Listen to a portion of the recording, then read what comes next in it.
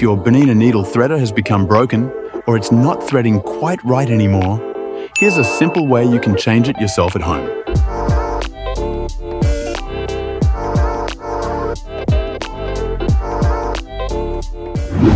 If you don't have a new needle threader already, here's what they look like.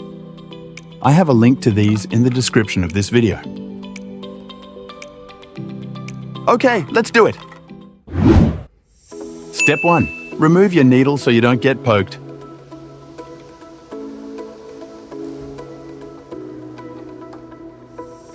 Step 2. Partially press down your needle threader lever so it's near the bottom.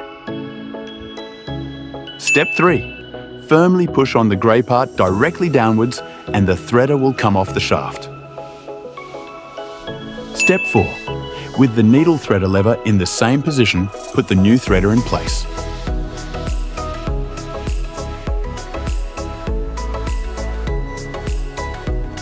Check that the gaps in the grey threader line up with the little black notches.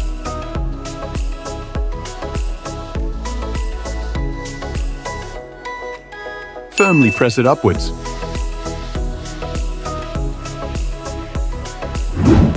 And that's it!